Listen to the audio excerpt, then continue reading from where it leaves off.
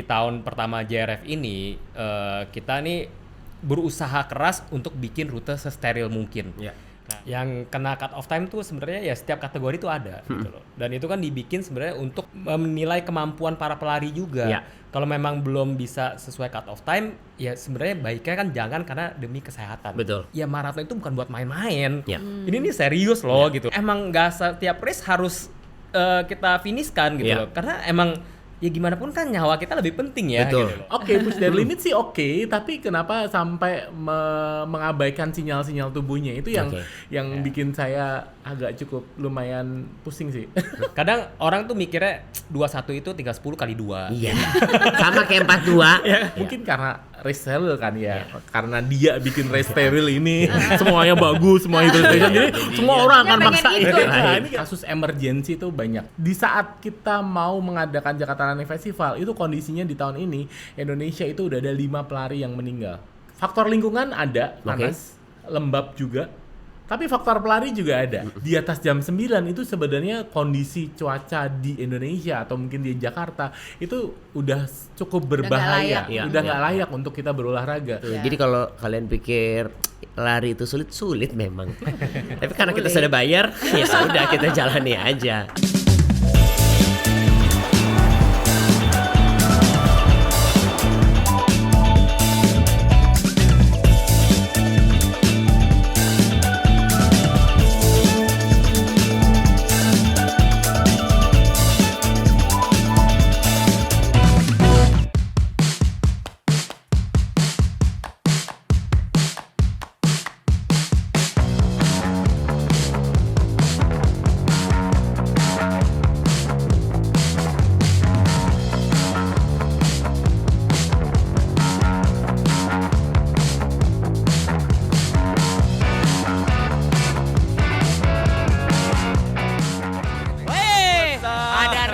Halo. Junior Robert.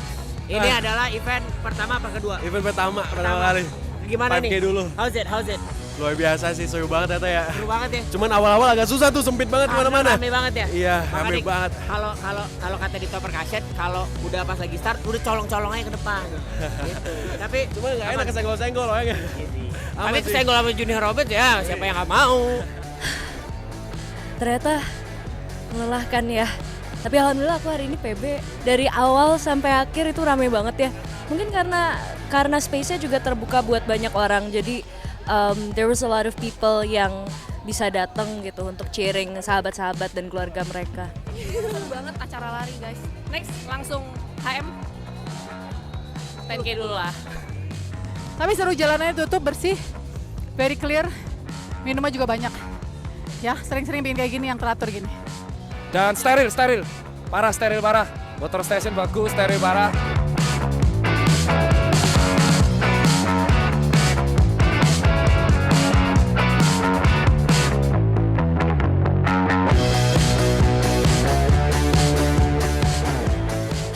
Race hari ini keren banget karena kita sebagai pelari merasa aman, nyaman karena jalanannya ditutup, steril banget, keren.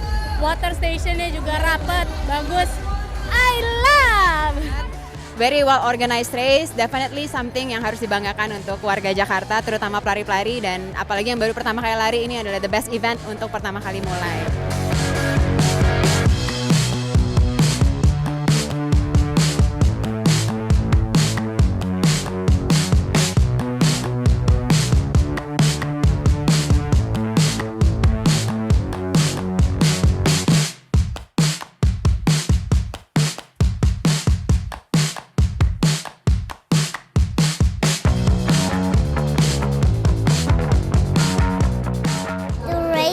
Was amazing.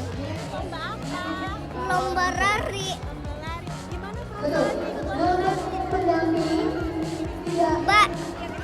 Bagus. Kamu sih gimana perasaannya bisa menang ikut lomba lari? Senang banget. Ini pertama kali aku. Pokoknya dari awal jangan kecepatan. Abis itu pas sudah mau deket ke finish, so cepet. Makasih, dadah. Aku senang lomba di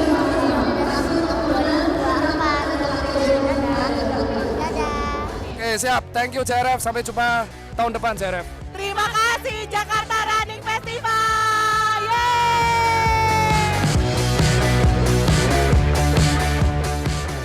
teman setia, kita di TS Talks lagi sama aku Marian. Dan memang kali ini yang lagi banyak diperbincangkan di dunia olahraga dan specifically di lari, pelarian ini ya, lagi banyak banget acara, lagi banyak banget cerita yang heboh di social media. Makanya aku panggil langsung my running brother. Halo, Samtara Budiman, teman setia. Akhirnya saya hadir di sini. Makasih loh. Sama-sama loh. Karena ngerti tentang lari. Aku kalau ngomong sama Luna dia kayak capek aku gak suka lari gitu. Kalau dia responnya. Ujungnya cuma gitu doang kan. Ngapain sih lo lari biasanya gitu. Iya. Tapi nggak apa-apa. Emang ini hal-hal yang kita harus nggak boleh berhenti edukasi. Betul, karena mencoba mengerti dan mencoba edukasi. Banyak yang bilang running it's a therapy. Ya benar. Untuk beberapa orang emang it's a therapy gitu. Benar. Dan nggak perlu hal banyak kok, persiapkan mental dan juga sepatu. Benar. Ya kan? Benar. Sama ya badannya. Dan lebih banyak lagi sebetulnya, banyak banget elemen yang saya. Makanya kita langsung aja ngobrol. Race Director JRF 2024. Hai Doni. Yes. Ini kalau dilihat di Instagram Wicked Runner. Iya. Ini sebenarnya coach aku. Yang bikin kamu kencang itu ya? Enggak, lari yang bikin aku konsisten. Betul. Prosesnya sebenarnya. Yang bikin aku konsisten. So, welcome back Doni, karena tahun lalu kita sempat ngobrol Jakarta Marathon 2023. Pertama kalinya, hai Dr. Andi. Hai Dr. Andi. This is the official medical doctor for the race. Jadi bakal banyak banget cerita hari ini. Dan yang lagi banyak diperbincangkan juga. Saya suka sekali dok. Ini yang harus kita kasih tau untuk mereka semuanya. Benar. Nah, yang beda dari tahun lalu kan tahun ini adalah 2 hari race, ya kan? Kita pisahin antara 5K, 10K, half marathon, marathon. Apa ide kenapa dipisahin harinya? Ya, jadi sebenarnya kan awalnya nih dari teman-teman klub bilang nih kita mau bikin race makin lama makin besar. Nah, kalau mau itu langsung saya bilang mau makin besar kayaknya harus pisah hari, karena kalau satu hari udah nggak mungkin. Belajar dari tahun lalu tuh udah pada numpuk, finishnya numpuk, semuanya 5, 10, 21 barengan. Terus medic time-nya juga kewalahan gitu loh, kayaknya banyak banget gitu pesertanya. Nah, makanya di sini kita langsung pisahin 2 hari gitu loh, 2 hari. Jadi bisa mengakomodir 2 kategori yang berbeda gitu di hari-harinya. Gitu. Oke, ya jadi lebih bisa supaya bisa menanggulangi crowd gitu lah ya. Karena lebih tanggung jawab kan safety nomor 1. Salah satu pilar yang cukup penting di JRF tahun ini. Nah, kalau kita ngomongin masalah safety nih, Dr. Andi di 2023 kan juga menjadi direktur medical juga, dan di 2024 JRF 2024 akhirnya dipercaya lagi dan hadir. Gimana sih pengalamannya dok? Mungkin boleh di-share sedikit. Bedanya tahun lalu sama tahun ini dulu mungkin. Mungkin sama ya, tapi 2000 kalau sama tuh dalam arti klub tuh selalu komitmen terhadap safety. Itu yang buat saya happy gitu, sehingga saya dibebasin untuk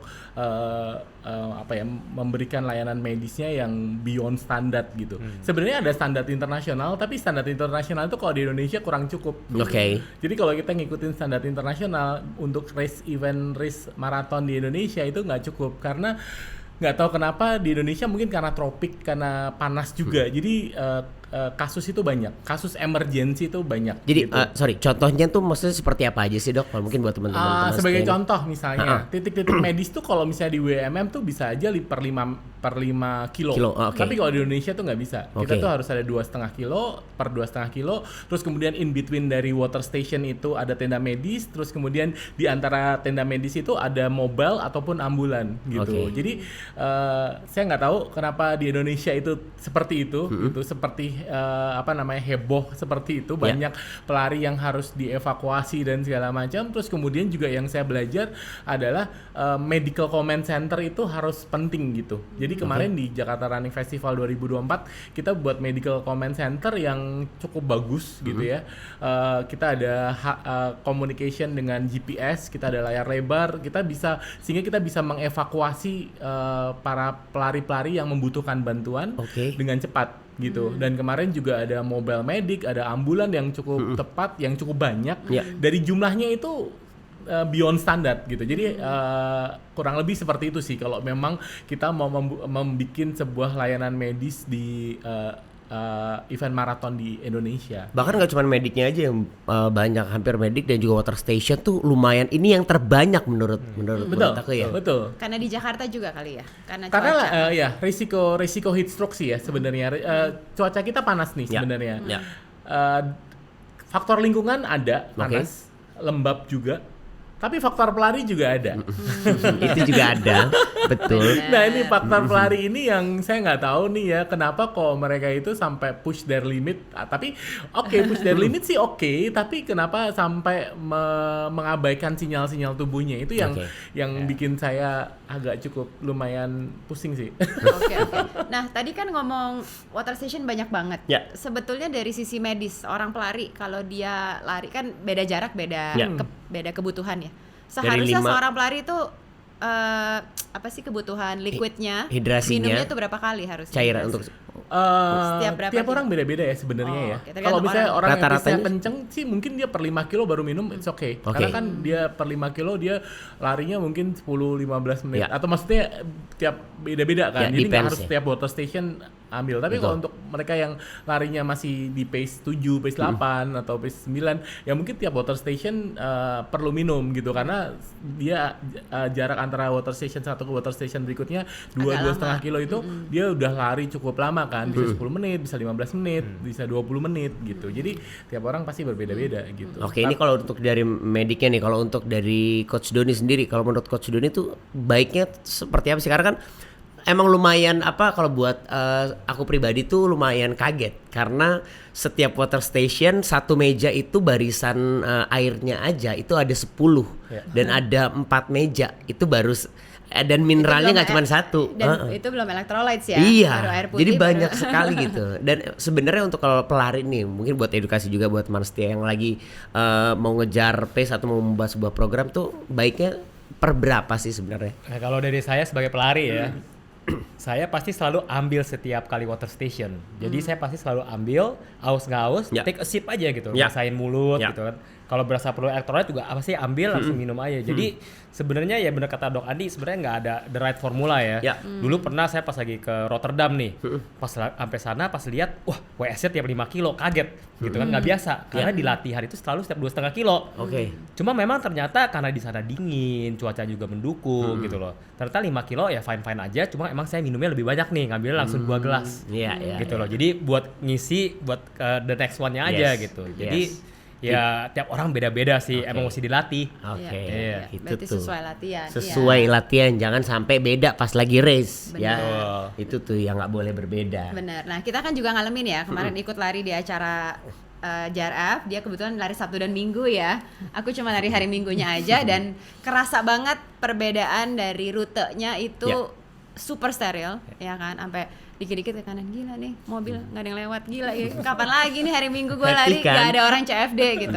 So amazing banget. Nah tapi kan ada beberapa rute yang mungkin agak berbeda dari tahun lalu ya. Apa sih yang jadi faktor utama dalam menentukan rute buat Doni? Karena Doni ini terkenal race director yang actually ngelariin rutenya. Dan itu bukan cuman sekali 2 kali ya. Selama sampai acaranya mulai baru dia nggak lari lagi. Baru berhenti lari ya. Betul. Ya, jadi sebenarnya kan ya mikirnya tuh mau bikin rute tuh kan ini kota Jakarta ya, dan pelarinya kan sebenarnya kan rutenya tuh itu aja. Betul. Jadi kita mau back to the basic gitu loh, lewatin rute-rute yang emang orang Jakarta biasa lewat gitu loh, karena kan mereka udah biasa latihan di situ. Nah makanya waktu itu juga pertama kita cari dulu titik start finishnya nih yang bisa menampung besar di mana, maka ketemulah di jalanan Apex. Nah keluar sebenarnya 5-10 very simple. Sudirman is jalanan sehari-hari Car Free Day, ya udah di situlah.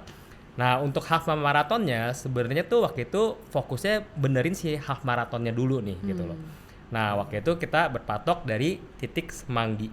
Jadi dari Semanggi kita pengen ke segala arah nih, dari ke arah barat, utara, timur, dan selatan. Nah maka dari situlah baru dibikin rutenya tuh. Nah kalau maraton ya tinggal tambahin dikit-dikit lah. Kalau misalkan half marathon sampai Bundaran HI, ini maraton sampai ke Monas, kemudian tambahin Kuningan gitu. Nah jadi intinya sih biar orang Jakarta, namanya itu 21 loh.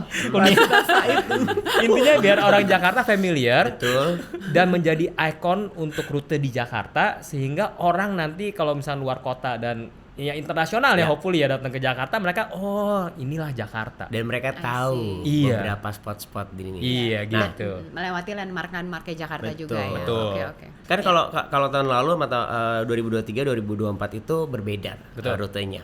Apakah nanti setiap tahunnya berubah-berubah juga atau gimana? Enggak, rencananya memang inilah rute yang mau kita patenin untuk seterusnya nih gitu. Kalau misalnya ada perubahan mungkin dikit-dikit, mungkin ada perubahan jalan, perbaikan. Nah mungkin mau nggak mau harus ya gitu. Makanya ya goalnya sih mudah-mudahan masih akan terus berlanjut, tiap tahun akan lari rute. Iya, gitu. Jadi kita udah Untuk familiar ngetes. juga ya. Iya. Oke. Ini yang keren dari the whole festival, Jakarta Running Festival adalah ini inclusivity yang mencakup keluarga juga. Jadi ada juga event untuk anak-anak yang seru banget karena anaknya dari umur 3 ya kalau nggak salah ya. Oh, dari 4 sampai 12 tahun ya.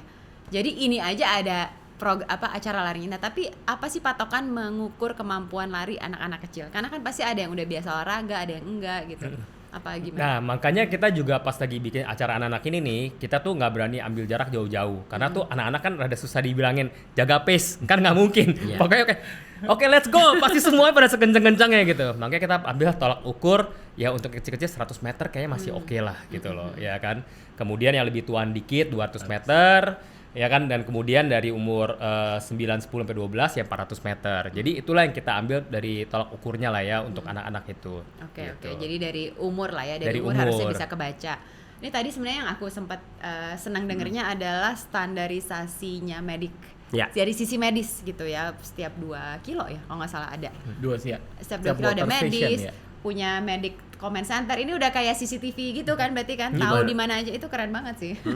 Dan maksudnya awalnya aku sendiri waktu pas lagi kita lari kita sampai bingung ini tuh apaan sih, kok banyak banget kamera. Ternyata memang buat si dokter. Oh, terima kasih ya dokter. Terima kasih. Ini sebetulnya dan nggak cuma the whole technology dan spot ya, tapi kan yang dikerahkan tenaga medis banyak banget. Bisa diceritain dikit nggak? Effortnya dan tenaganya yang dicurahkan. Sebenarnya ketika saya menjadi medical director tuh saya punya prinsip prepare for the worst gitu. Artinya mendingan lebay dibandingkan abai. Jadi saya kalau jadi medical director, saya di tenda medis, saya harus hidup tenang, artinya dokter-dokter di tiap titik-titik itu ada dokter, ada paramedis yang cukup sehingga ya bisa ditanganin gitu. Jangan sampai terlambat kalau memang harus dibawa ke tenda medis dan segala macam. Jadi memang pertama tiap titik water station tuh harus ada tenda medis. Terus kemudian di antara tenda medis itu masih ada 10 mobile medik dan ada 10 ambulans. Jadi dari 42 kilo itu ada 39 titik. 39 titik. Ya, jadi almost hampir 1 kilometer lebih dikit itu ada medis. Itu pun nanti setelah lewat kita pindahin ke kilometer-kilometer akhir. Jadi kemarin itu saya bersyukur banget sih kita punya mobile medik, punya command center yang kita bisa pindah-pindahin itu, di mana kilometer 30 sampai 40 itu dramanya luar biasa banget kemarin itu. Mungkin kalau lari di hari Minggu banyak suara-suara ambulan dan segala macam itu luar biasa banget gitu. Jadi itu sih yang menurut saya, ya saya nggak tahu kenapa di Indonesia saya harus orangnya tuh harus banyak gitu, karena kebutuhannya banyak. Iya benar-benar. Tapi banyak banget katanya komentar-komentar juga. Ternyata di comment center tuh udah kayak rumah sakit. Sebenarnya isinya apa aja sih dok? Kalau boleh tahu. Kayak untungnya lengkap kita banget. Nggak usah kesana ya. Betul. Tapi teman-teman aku kayak wah tar itu. Karena kalau di luar misalnya kalau kita datang ke medik itu kan walaupun ngantri, ya isinya palingan cuman apa ini katanya, wah ini udah kayak rumah sakit tar. Iya. Kemarin tuh kita punya tenda medis yang cukup besar, ukurannya tuh 15 kali 40 meter. Ya, di situ tuh kita buat 10 tempat tidur mini ICU. Jadi tempat tidur seperti di rumah sakit itu yang ada EKG monitornya dan alat-alat emergensinya lengkap. Kita tuh kemarin yang nolongin salah satu pelari itu adalah salah satu Head of Emergency Department. Jadi, nah ini dokter itu ada di Jakarta Running Festival kemarin, gitu. Dan saya melihat dengan langsung dia menangani pasien itu dengan cepat, gitu. Kalau nggak ada dia mungkin beda, gitu. Ini pendapat saya ya. Terus kemudian kita juga ada Medical Command Center, kita juga ada mobile dari Dinkes ya, Dinas Kesehatan DKI Jakarta tuh punya ambulan yang cukup advance. Jadi sebenarnya kalau di maraton itu harus ambulans tuh ada banyak ambulans, ada ambulan transport yang di situ tuh cuman buat transport aja, tapi ada ambulan advance yang di situ tuh ada AED-nya, ada alat-alat emergensinya. Nah, kalau untuk maraton tuh memang harus ambulan advance gitu. Nah, ketika di Jakarta Running Festival itu saya juga di saat kita mau mengadakan Jakarta Running Festival itu kondisinya di tahun ini Indonesia itu udah ada 5 pelari yang meninggal. Tahun ini tuh tahu nggak kalau kita sudah ada 5 pelari yang meninggal dalam sebuah event race. saya selalu bertanya-tanya dalam diri sendiri, ini pelari ini meninggal udah ditolong belum ya? Atau sebenarnya ada AED nggak ya? Atau sebenarnya udah ada usaha belum untuk melakukan itu? Jadi saya selalu punya pertanyaan itu. Event organizing atau event-event lari itu medicalnya udah proper apa belum? Tapi ketika kemarin saya menyelenggarakan dengan medis yang proper dan super lebay, kok ya masih banyak ya. Jadi ini sebenarnya eventnya bermasalah, pelari Indonesianya juga bermasalah. Ini pendapat saya sekarang gitu. Makanya saya pensiun aja deh. Saya nggak mau pusing gitu. Ini kan ini nyambung aja mumpung lagi hot juga karena aku juga sebetulnya sangat senang Dok Andi bisa datang ke sini karena ini ya cukup viral lah kemarin Dok, kayaknya udah sampai ubun-ubun nih ya.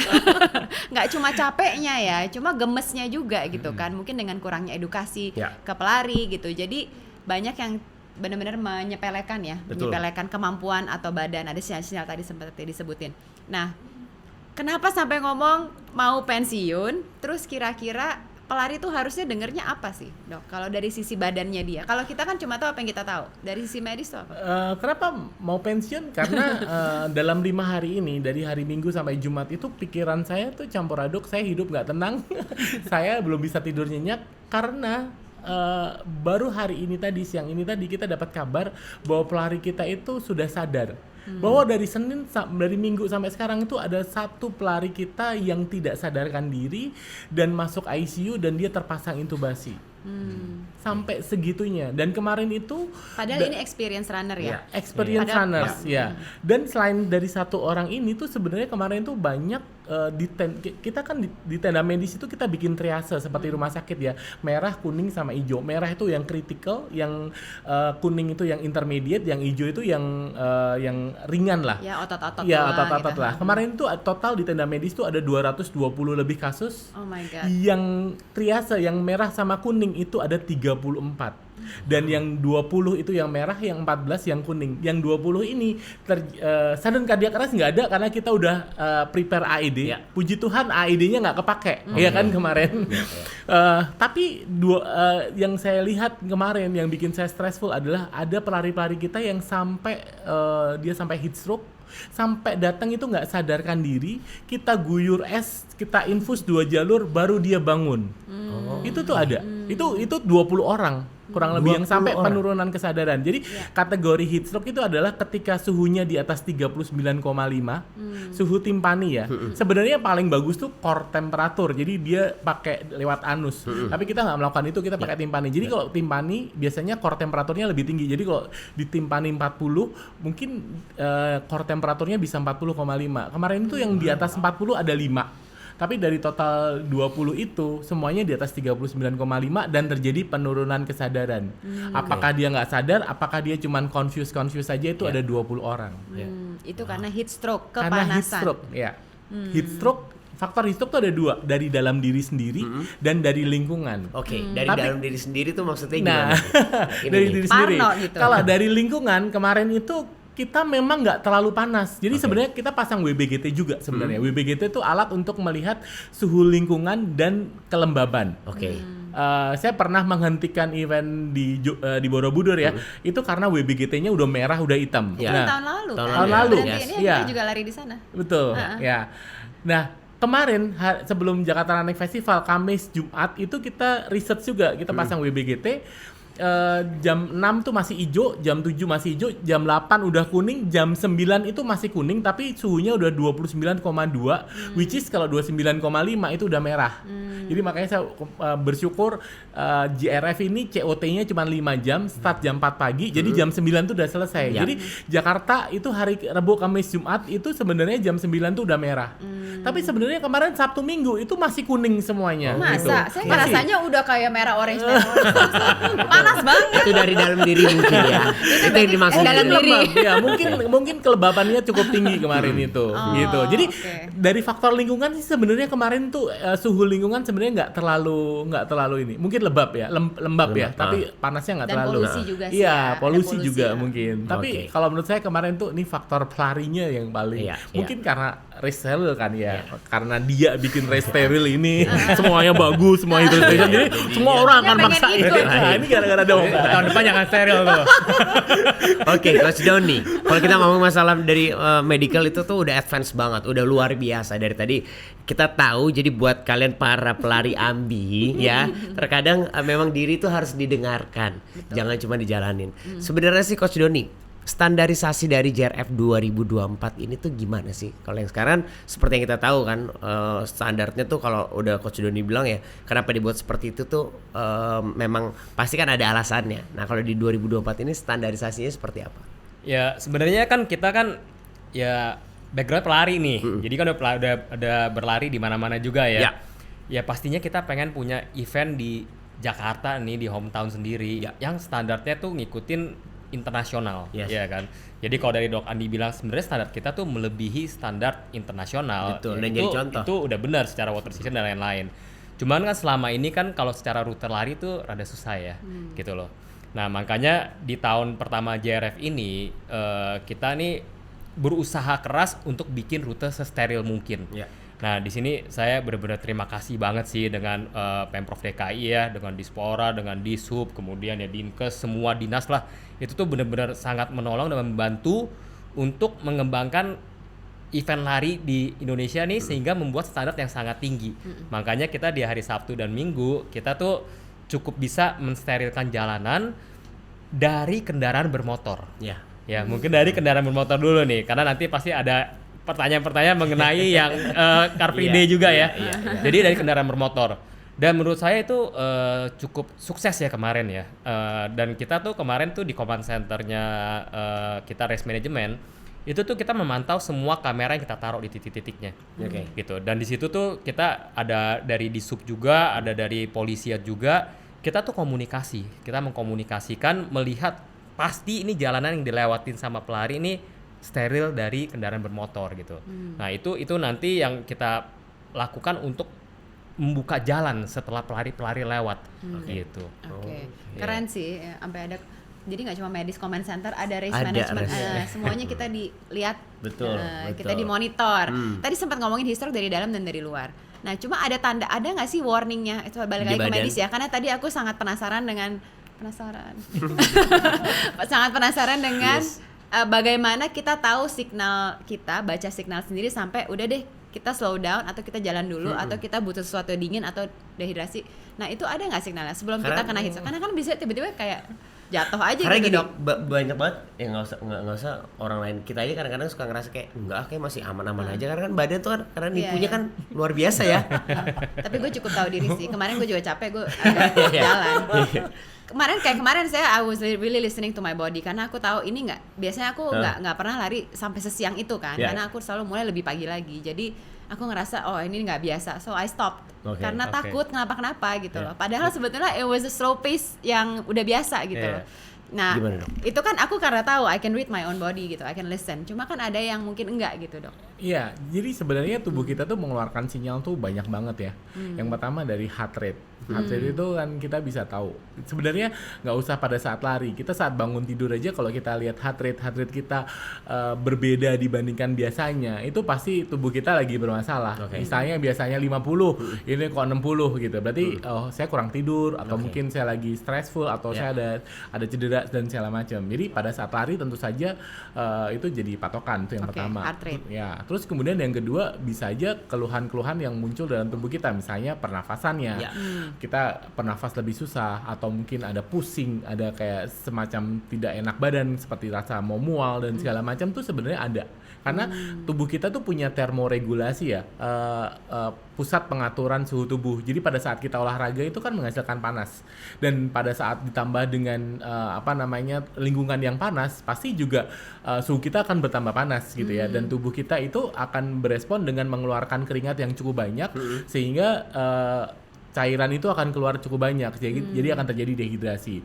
Haus itu juga akan jadi sebuah tanda-tanda gitu, sinyal gitu. Nah kadang-kadang kan pelari-pelari itu nggak punya strategi hidrasi yang sama sekali ya. Mereka cuma ngejar PB tapi minumnya kapan, gimana, minumnya seberapa banyak dan segala macam itu nggak ada. Mereka bawa soft flash apa enggak gitu. Ada yang berangkat Berlin soft flashnya ketinggalan, dititipin saya ada. Ada. Itu saking dia pelari yang saking ngelihat pentingnya itu ya. Pentingnya soft flash tuh ya, kurang lebih kayak gitu tuh. Itu penting gitu. Kalau ketinggalan, wah, gue terbiasa lari pakai itu, ini nggak ada. Titip saya itu ada tuh gitu, itu contoh bagus gitu. Tapi pelari-pelari kita tuh banyak yang udah lari-lari aja gitu. Dan pelari itu sering banget tidak jujur pada dirinya atau tidak mengatakan bahwa gua nih saat ini lagi fit. Dia tuh nggak pernah, dia tuh bisa menanyakan pada dirinya sendiri, are you fit enough to take a part or not gitu. Jadinya gua tuh lagi fit banget nggak sih nih? Oke, lari lu kenceng, gue percaya lari lu kenceng kalau pas fit, ya kan? Tapi kan orang bisa aja nggak fit, lagi stres, lagi kurang tidur, lagi masalah atau apa dan segala macam bisa aja. Nah, yang menjadi masalah adalah ketika kita lagi nggak fit, tapi kita memaksakan lari pada saat posisi kita fit. Maksudnya seperti kita saat fit, itu yang terjadi sih. Nah, yang kemarin tuh saya ngelihat banyak yang udah sempoyongan tapi maksain lari, terus kemudian disuruh stop, ada. Gitu. Dan karena saking rapetnya tim medis kita kan semuanya bilang ini pelari nomor ini kita udah suruh stop nggak mau ya, ini udah sempoyangan siap-siap ya di kilometer berikutnya. Itu kan jadi udah memang setiap udah di flag lah udah gitu di ya. Flag, iya. Dan itu banyak banget saya dengar di sini gitu. Iya. Tapi biasanya orang yang banyak masalah larinya lebih kencang sih. Betul. Dia pelarian soalnya ya. Ibu beda nih. Lebih kencang. Ya ini beda nih Bu masalahnya. Oke, Coach Doni, as a running coach juga kan pasti banyak banget. Apalagi kalau kita ngeliat kemarin, terima kasih atas race tracknya yang luar biasa, yang kita tuh ngerasain. Akhirnya ini sangatlah menyenangkan sekali. Dan akhirnya banyak banget teman-teman yang untuk gimana caranya ngejar PB. Kalau kita ngomong masalah medik kan ya you have to listen to body. Tapi as a coach untuk seorang pelari, itu tuh apakah memang harus setiap race itu tuh kita mengejar sebuah achievement untuk personal best time?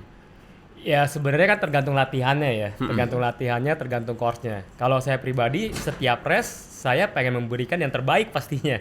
Ya kan, pengen coba ngejar PB. Cuma ya realistically kita juga mesti dengerin badan kita lah ya. Jadi contohnya nih, kita mau berangkatkan ke New York nih sama Mer nih. Terus terang pengen banget PB. Cuman rasa-rasanya kali ini nih rada berat gitu karena persiapan JRF berasa badan tuh capek. Latihan tuh fatigue banget, terus kayak nggak seperti biasanya deh. Jadi kalau misalnya lari bentar, aduh capek banget ya gitu loh. Udah gitu cuaca panas. Jadi tadi yang dokter Andi bilang tuh simptom-simptom tuh bisa saya rasakan sih gitu. Jadi kayak heart rate tinggi, terus fatigue during the day, apa semua. Nah jadi karena itu udah dirasain, ya jadi lebih tahu diri lah ya, lebih nahan lah. Jadi ya pengen, tapi mungkin ya kita ada plan B-nya. Jadi seperti apa? Jadi kalau misalkan di plan E dijalanin, tiba-tiba memang heart rate tinggi, nggak sesuai, dan ya harus slow down, nggak harus PB all the time. Kita bisa nanti lain kali lah. Oke, berarti sebenarnya kalau untuk dari 1 tahun full marathon itu tuh sebenarnya sewajarnya atau HM itu sewajarnya boleh berapa kali sih Coach? Kalau maraton tuh sebenarnya 1 kali, maksimum tuh 2 kali. Gitu. Apalagi kalau kita yang benar-benar race all out ya, ya nggak disuggest terlalu banyak sih, karena tuh abis maraton tuh badan perlu waktu kurang lebih 3-4 minggu untuk recover. Ya, jadi kan muscle kita mungkin ya banyak yang rusak lah dok ya istilahnya ya. Jadi itu tuh perlu recover fully gitu. Jadi biasanya nih kalau saya murid-murid saya nih yang abis race nih lagi pada ambi seru-serunya kan, pengen pada latihan saya malah nggak kasih. Saya bilang lu rest aja gitu loh. Lu jangan latihan speed dulu, no long run, pokoknya jangan. Let it rest, let it recover gitu. Tuh dengerin. Kayaknya enggak, gue emang murid paling lucu. Karena gue selalu minta rest. Kebanyakan rest nih kayaknya ini orang gitu ya. Jadinya ya. Makasih gue kenapa 30 kilo tiap minggu ya? Kok stres mulu ya Mer? Kebalik, gue justru mintanya pengen boleh nggak gue rest aja. Iya kan makanya rest mulu. Terus gue yang sama, gue nggak suka, gue kan nggak terlalu ambi ya. Kan setiap Doni nanya lo apa target lo? Ya happy aja. That's the best way. It's very good actually. Happy aja, yang penting enjoy aja gitu. Tapi PB terus karena happy. Itu yang paling penting. Iya karena happy benar, karena gue nggak ada ekspektasi. Nggak ada beban. Jadi memang adalah lari itu sebenarnya bukan gimana cara kita cepat dengan form segala macam. Semua juga tetap di pikiran berarti Yes, ya. it's all in the mind. Oke, Yeah. berarti Enjoy itu tuh. aja. Jadi kalau kalian pikir lari itu sulit memang. Tapi karena kita Sulit. sudah bayar, ya sudah kita jalani aja. Benar. Iya benar. Mau nggak mau ya. Mau nggak jangan- mau kita Tapi yang jalanin. penting emang kan sebetulnya yang paling susah trainingnya ya. Betul. Kalau race-nya mah enjoy aja, Iyalah, udah jalan-jalan nikmatin. gitu kan. Anyway Dok, tadi sempat ke-mention kalau di Jakarta itu sengaja ada cut off time. Nah, kan dimulai dari jam 4 sampai jam 9 untuk yang 42 km. Karena faktor cuaca, mungkin faktor jalanan juga nggak bisa disteril Ya. segitu lama gitu. Nah ini heboh lagi nih kemarin Betul. masalah cut off time di social media. Mungkin yang kemarin mengalami di event atau melihat apa yang terjadi di event, heboh banget, kontroversial lah. Ada dua sisi yang dilihat kan. Ada pelari yang mungkin masih berlari biarpun udah lewat cut off time dan semacam dihadang, nggak boleh finish. Ada satu sisi bilang biarin aja finish gitu kan, karena udah nanggung, udah capek-capek gitu. Tapi ada juga yang bilang lo respect dong aturan mainnya race gitu kan. Nah menurut kalian apa sih, kan ada beda-beda nih dari sisi medis sama dari sisi race director. Mungkin Dok Andi bisa menyampaikan opini. Kalau dari saya yang pertama adalah ya setiap event tuh selalu ada peraturannya ya gitu, dan peraturan itu untuk ditaatin, itu yang pertama. Terus kemudian yang kedua, kita lari itu tujuannya yang pertama untuk sehat dulu, ya. Kita lari untuk sehat. Kadang-kadang kita tuh punya goal, kita punya target, kadang-kadang bisa aja kita nggak achieve kalau memang ya kita nggak tahu gitu ya. Kita mungkin capek, kita mungkin fatigue, kita ada sinyal-sinyal tubuh dan kita harus merespon itu dulu sih. Kita tuh lari untuk sehat. Jadi ya kalau misalnya maksa-maksa seperti itu terus kemudian juga banyak yang belain, tuh pasti yang belain adalah mereka yang FOMO gitu ya. Artinya buat saya Rantizen lah ya. Iya, ngapain sih kita tuh lari untuk apa sih? Kalau kalau mereka menyalahkan penyelenggara atau itu, saya sih ya buat saya emosi juga gitu. Kenapa ya? Karena peraturan kenapa start jam 4 dan COT jam 9, yaitu karena dari sisi kesehatan saya sangat setuju sekali, karena di atas jam 9 itu sebenarnya kondisi cuaca di Indonesia atau mungkin di Jakarta itu udah cukup berbahaya, udah nggak layak untuk kita berolahraga. Kita berolahraga untuk sehat. Jadi kalau lebih dari situ kita udah panas atau mungkin polusinya udah tinggi dan segala macam, kan nggak bagus gitu. Buat apa? Malah gitu. menyiksa diri, malah membuat menyiksa stres diri. lebih tinggi, Ya, meningkat betul. lagi. Dan Oke. tadi kalau ngelihat coba ngelihat deh, kalau mereka yang protes itu coba lihat aja di tenda medis gitu, seberapa stressfulnya kita, seberapa ya sekarang sih saya bersyukur banget ya. Sekarang hari ini saya bersyukur banget pelari kita sudah sadar gitu ya, dan akhirnya ya bisa sehat gitu. Itu buat saya bersyukur banget. Tapi sebelumnya kemarin saya dalam pikiran saya itu campur aduk gitu ya. Ini masih ada pelari yang masih belum sadar, tapi orang-orang itu pasti netizen itu pada ngomongnya nggak bener gitu ya. Itu buat saya sih stressful banget sih. Pressure banget ya. Pressure pastinya, banget. pastinya. Nah, Coach Doni sebagai race director, gimana melihat hal seperti itu? Ya sebenarnya kan cut off time itu tuh ada di semua kategori ya. Betul. Dari 5, 10, 21, 42 tuh semuanya ada. Ya.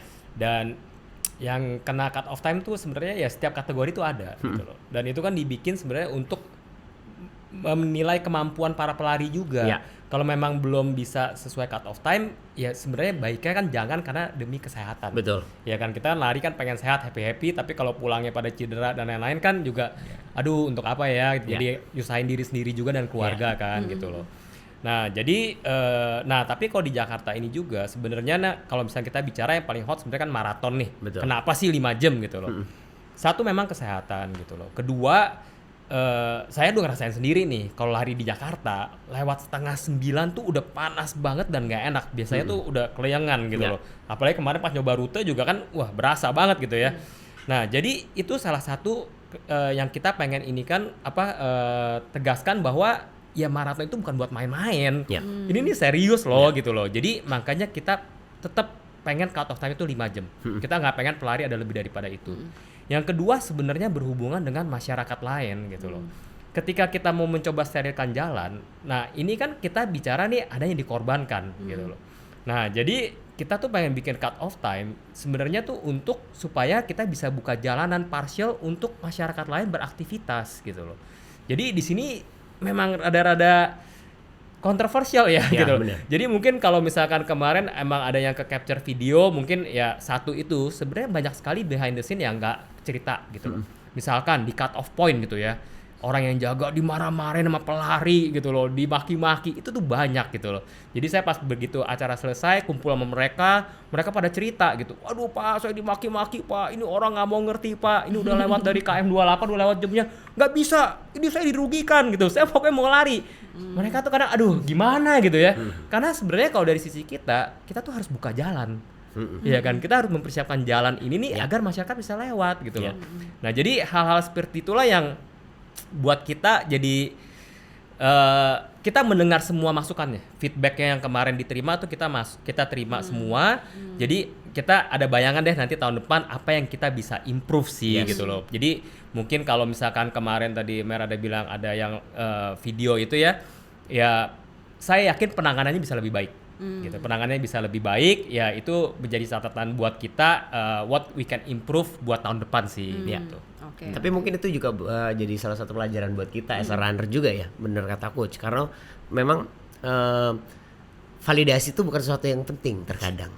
Terkadang tuh yang penting tuh adalah gimana caranya ya kita menyelesaikan apa yang kita mulai. Tapi kalau tidak selesai sekarang, itu bukan aib kok. DNF itu bukan aib. Justru DNF itu tuh adalah dimana kita tahu. Dan kita malah bisa share ke teman-teman kalau oh ya kali ini gagal, kali ini doang loh. Tapi next time mungkin kita lebih persiapan lagi. Karena pas lagi kemarin aku lihat tuh banyak banget akhirnya orang-orang yang kalau aku waktu pas di 21 di kilometer 20 di kilometer 18 tuh akhirnya ada beberapa yang udah mulai lemes tuh. Bahkan kalau yang kelihatan beberapa yang terlihat yang persiapan yang nggak matang sama persiapan matang tuh, kalau yang nggak matang tuh biasanya tuh udah after dari 15 TVRI yang ke atas tuh udah kiri sampai ketika dikasih Gatsu, mereka nggak tahu kalau Gatsu itu tuh sebenarnya adalah elevations. Ya kan dari situ tuh udah kelihatan. Jadi mungkin apakah ini berhubungan itu dengan persiapan ya? Gitu, coach, kalau menurut coach? Bisa juga, karena kan ya kadang orang tuh mikirnya 21 itu tinggal 10 kali 2. Iya. Sama kayak 42. Sama kayak 42. 21 kali rasanya kayak 21 kali 5. Dan apalagi orang yang paling nyebelin kalau gini. Ya, cuma 10 kilo. Coba deh 10 kilo ngejar targetnya. Apakah napasnya di sini? Gimana coach kalau untuk minim persiapan? Jadi emang persiapan sih penting banget sih. Jadi ya saya sendiri kan ngerasain, saya itu kan bukannya selalu pelari cepet. Pertama kali saya maraton kan juga 5 jam 19 menit gitu loh. Ngerasain nggak enaknya tuh kayak apa. Iya. Dan tadinya tadinya udah ngajakin saya, udah nyuruh saya lari. Dia bilang, "Tar, I cannot do it." Nggak bisa ya, kamu sudah ngajak aku ke sini gitu. 5 jam jadi kan it's okay it's okay gitu. DNF pernah DNF? Tuh. Masa? Pernah 2 kali DNF. Tuh. Gitu loh. Director aja pernah DNF. Pernah gitu. Jadi emang nggak setiap race harus kita finishkan gitu loh. Karena emang ya gimana pun kan nyawa kita lebih penting ya. Betul. Gitu loh. Ketika cuaca udah gak mendukung, badan kita udah nggak mau nggak gerak gitu, kenapa harus dipaksa? Saya 2 kali DNF gitu loh. DNF itu did not finish. Jadi 2 kali nggak finish gitu loh. Nah jadi emang latihan itu penting. Di awal-awal mungkin saya nggak gitu ngerti latihan proper tuh seperti apa gitu loh. Nah makanya dulu juga mikirnya sama. 42 ya, 21 kali 2 sih harusnya oke gampang ya gitu loh. Iya. Ternyata tidak ya. Betul. Ternyata tidak. Iya. By the way, ini kan lagi heboh juga pelari Indonesia ikut World Major Marathon atau event-event di luar negeri lah. Sampai kemarin congratulations by the way Dok, berhasil menyelesaikan Berlin Marathon. 50 tahun. Gak kelar dia capeknya ya, habis lari langsung jadi jadi medical director. Anyway, kemarin tuh mungkin terbanyak ya orang Indonesia lari di WMR. 800-an ya. 800 orang. Ya. Jadi berasa kayak ke GBK lagi ya. GBK people semua sih. Tapi ini hebat ya. Maksudnya kita willing untuk kan, dan nggak murah ya by the way untuk Iya. ikut race di luar negeri kan, ongkosnya cukup besar Iya. gitu, tapi interestnya tuh luar biasa, jadinya mahal banget sekarang. Iya. Makin mahal. Supply-nya segini di mana Aduh. segini. Anyway, tapi kan kita juga mau dong harus attract orang luar untuk lari di acara kita di Indonesia Iya. gitu. Nah, kira-kira apa sih yang bisa bikin atraktif pelari internasional untuk lari di event lari di Indonesia? Contohnya seperti itu, Jara. Ya, jadi kan makanya dari awal ini nih kita terapkan standar yang tinggi, ya kan. Jadi kalau misalnya kita udah sterilkan jalan, kemudian Medicare proper, water station proper, udah sesuai standar internasional lah. Dan itu saya rasa akan bisa menarik ya untuk orang luar datang gitu loh. Jadi yang penting kita konsisten juga. Nah, kemudian kita harus kerjasama nih. Kayak misalkan hari ini saya di kontak juga sama penyelenggara lain nih dari luar negeri gitu loh. Mereka melihat nih JRF seperti begini, mereka langsung ngajak kolaborasi. Kita bikin yuk gitu loh. Kita bikin kolaborasi bareng. Terus mungkin ada rencana mau bikin kayak Asia punya Six Star gitu loh. Jadi hal seperti itulah yang kita jadi bicarakan. Nah, Jakarta itu Tuh, langsung pada mau semua. Jadi ketika kita menerapkan sesuatu yang bagus, ya pastinya itu akan dilirik sama semua orang gitu loh. Apalagi di tahun pertama ini kita boleh dibilang cukup berhasil lah ya. Jadi kan tahun depan kita pengennya kan aim-nya juga kita dapatkan label dari World Athletics gitu. Nah, dengan begitu maka opportunity kita makin terbuka lagi sih untuk bisa menarik pelari-pelari asing juga ya. Gitu. Apa pentingnya label World Athletics? Jadi label World Athletics itu kan sebenarnya satu, ketika kemarin kita course sudah diukur nih sama World Athletics, udah standar ya. Nah, ketika kita dapat labelnya, maka course kita ini bisa dipakai satu nih untuk orang-orang yang mau Boston Qualifier. Asik. Oke. Iya. BQ di Jakarta ya. BQ di Jakarta, keren banget kan BQ di Jakarta. Gue sih kayaknya nggak mungkin juga itu sih. something banget gitu. Jadi itu salah satunya. Kemudian kalau udah di label itu kan berarti kita standar kita memang sudah sesuai tuh, sudah setaraf dengan dari World Athletics punya gitu loh. Dan kemudian di situ pun juga nanti pelari-pelari elit luar negeri pun akan mulai melirik ke event kita nih, karena secara prize money pun juga akan mulai tinggi ya, dan banyak gitu. Kategorinya. I see. Gitu. Dok Andi, apa yang pengen dari pelajaran kemarin 2 tahun terakhir? Apa yang pengen diubah atau diimprove dari sisi medis untuk 2025? Kalau belum pensiun ya, mudah-mudahan nggak pensiun ya. Jangan dong, Dok. Jangan dong, Dok. Justru the experience one yang diambil. Itu yang gitu. Sebenarnya ya, klub ini saya sangat apresiasi sekali dan bersyukur sekali bisa bekerja sama dengan klub ya. Komitmen mereka sangat luar biasa. Kalau pengen tahu, kita tuh kemarin tidak hanya menyelenggarakan event dengan proper atau medis yang proper, tapi kita kemarin sempat membuat CPR training juga ke komunitas-komunitas. Itu ada 5 seri dan masing-masing tuh kurang lebih 40-an orang. Jadi kita ada 200 orang pelari yang bisa CPR gitu. Jadi saya selalu berpikir kita tuh harus bisa CPR. Kita kalau misalnya teman-teman kita amit-amit tiba-tiba sudden cardiac arrest tuh, kita sebagai temannya kalau lagi lari bareng tuh kita bisa menolong dia, atau paling nggak kita bisa melakukan yang terbaik. Kita bisa recognize dia masih ada kesadarannya atau enggak, terus kemudian kita bisa panggil ambulan, kita bisa teriak ada dokter enggak di sekitar sini tuh aja udah bagus. Itu yang pertama. Terus kemudian yang kedua, kemarin itu di JRF 2024 kita bikin emergency medicine race, emergency medicine course untuk dokter-dokter dan para medis yang suka lari. Dan kemarin kita selenggarakan di Art Hotel dan itu ada 100-an orang dokter dan para medis. Saya di situ saya bisa share pengalaman saya sebagai medical director, dan saya berharap dokter-dokter yang ada di situ suatu saat dia bisa diajak suatu event organizer race dan dia bisa menerapkan standar yang dilakukan sama JRF. JRF tahun ini ataupun Jakarta Marathon 2023 baik kemarin gitu. Jadi menurut saya sih kontribusinya atau kita yang kita lakukan didukung sama klub ini udah sangat luar biasa sekali. Dan ya kalau ingin tahun depan ya saya pengen lebih banyak lagi kita bisa mengedukasi, kita lebih banyak lagi kita bisa mengajak teman-teman dokter itu supaya mereka tahu pengalaman, dan mereka yang ikut course kemarin itu mereka observe dan mereka ikutan berpartisipasi di Jakarta Running Festival kemarin sebagai tim medis, dan mereka ya ampun dok gitu luar biasa banget, seheboh ini ternyata bener yang dikatakan dokter dan segala macam gitu, dan itu menurut saya penting sih. Dan kemarin ketika kita minta audiensi dengan Dinas Kesehatan DKI Jakarta. For your information, tahun 2023 itu Dinas Kesehatan DKI Jakarta itu cuman kirim 5 ambulan karena mereka takut kita itu sama dengan penyelenggara sebelumnya. Jadi kita nggak dipercaya. Dan tahun ini mereka support full. Mereka kirim 10 ambulan, mereka kirim golf ambulans juga, mereka punya armada baru. Dan kemarin setelah selesai mereka terima kasih ke kita, ternyata keren banget. Dan saya ketika nanti ada event organizing atau race organizer minta kita mau audiensi dan kita mau pingin standarnya mereka seperti JRF. Artinya apa? Luar biasa. Artinya JRF ini udah kontribusi gitu ya. Kita nggak cuman kita punya visi, kita nggak cuman bikin running industry di Indonesia itu big, tapi juga more safety gitu. Itu yang menurut saya tuh keren banget sih. Dan ini bisa sampaikan di sini setelah saya tahu kabar pelari saya sudah sehat gitu. Kalau kemarin mungkin aduh masih ada yang belum sadar di rumah sakit gitu. Belum lega ya. Belum lega. Iya, ikut senang juga sih. Kita juga kan pengen kita selalu support pelari lain juga. Itu karena ini bukan cuma sekedar berlari. Coach Doni. It's a community, langkah bersama kan. Langkah bersama.